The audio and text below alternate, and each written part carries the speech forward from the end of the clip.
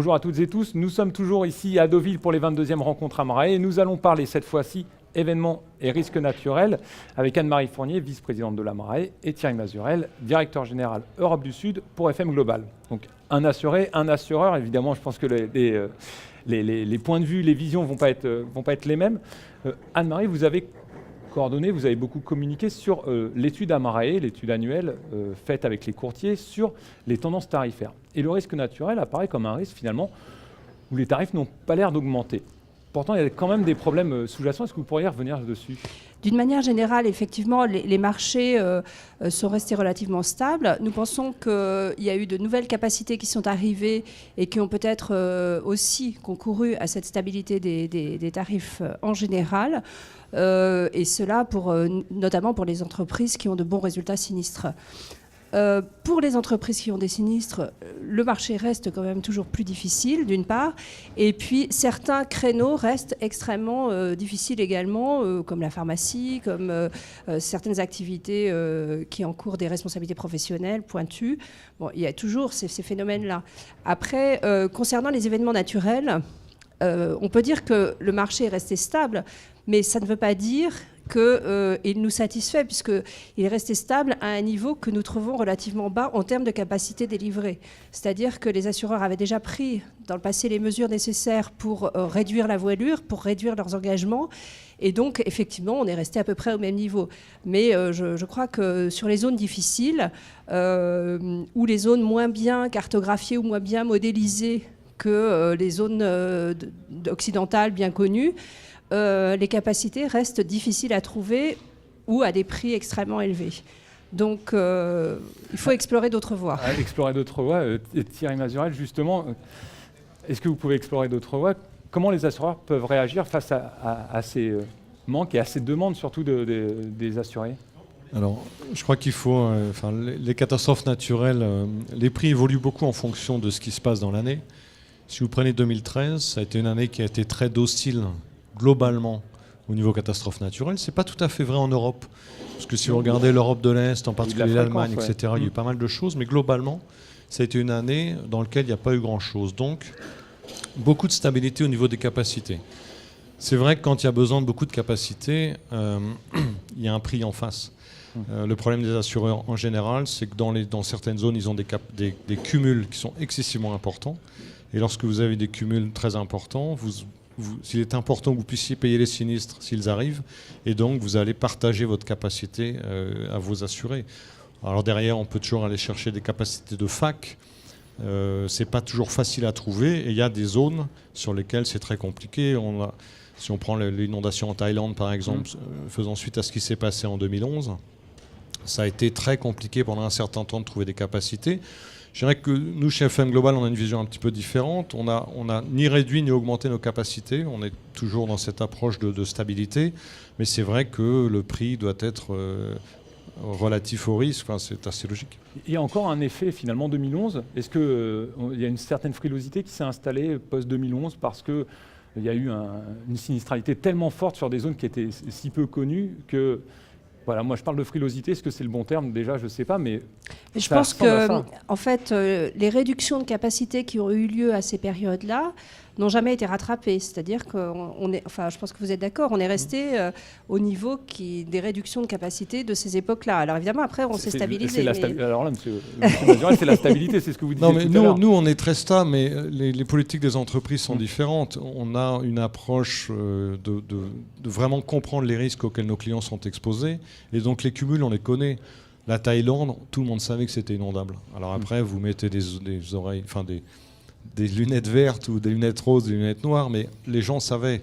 Alors il y a des gens qui savaient mais qui n'ont pas voulu faire, et du coup, il y a eu des réductions importantes de capacité. Il y a probablement des gens qui avaient mis trop de capacité sur la table, pensant qu'elles n'étaient pas nécessairement exposées. Bon, ils se sont rendus compte qu'elles étaient exposées.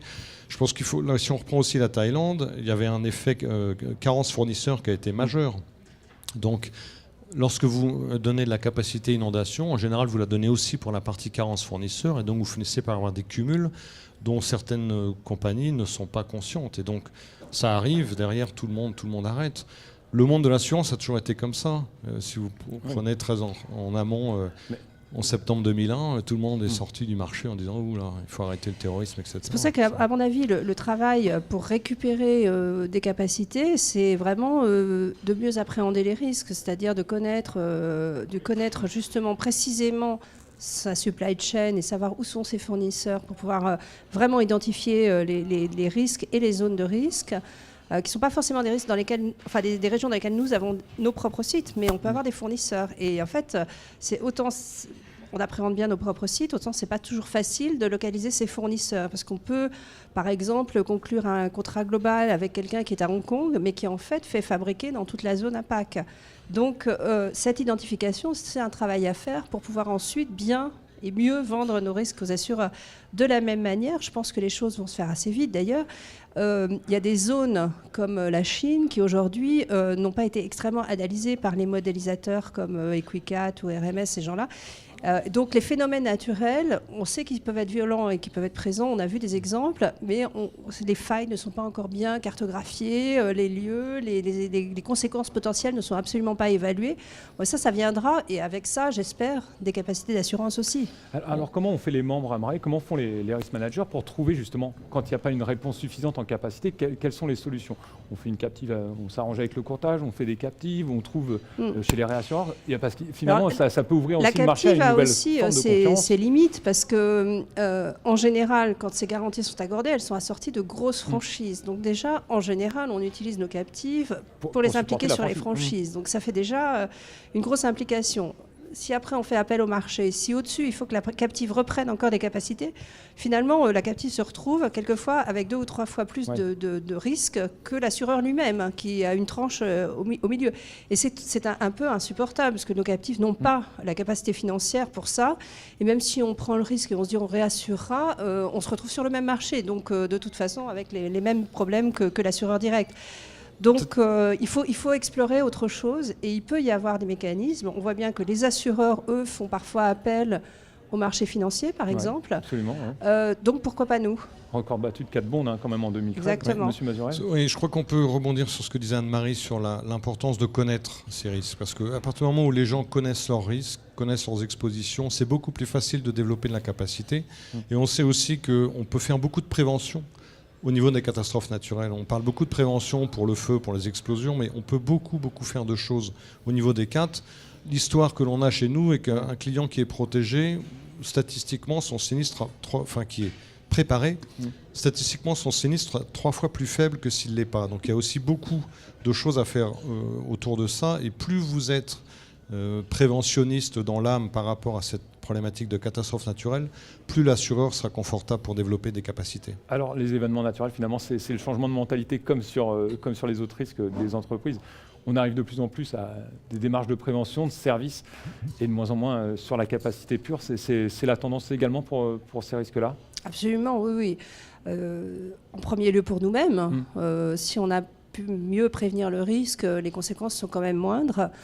En second lieu pour nos assureurs, mais je dirais en premier lieu pour nous-mêmes et pour notre personnel et pour la continuité de nos activités, pour la préservation de nos parts de marché, pour notre image. C'est vraiment en premier lieu pour nous-mêmes. Et encore plus derrière, le prix de la capacité souvent va être lié à ce que vous faites en prévention. Alors, on a cette image-là depuis très longtemps dans tout ce qui est partie feu. Aujourd'hui, vous avez la même chose pour le tremblement de terre, vous avez la même chose pour l'inondation, vous avez la même chose pour le vent. On peut faire beaucoup de prévention dans ces domaines-là. Écoutez, merci à tous les deux pour toutes ces réponses et pour cette discussion très intéressante. Je vous donne rendez-vous très prochainement. Nous aborderons le problème des ETI dans les prochaines interviews. Nous reviendrons sur les risques naturels avec Stéphane Pallès tout à l'heure. Restez fidèles, à tout à l'heure.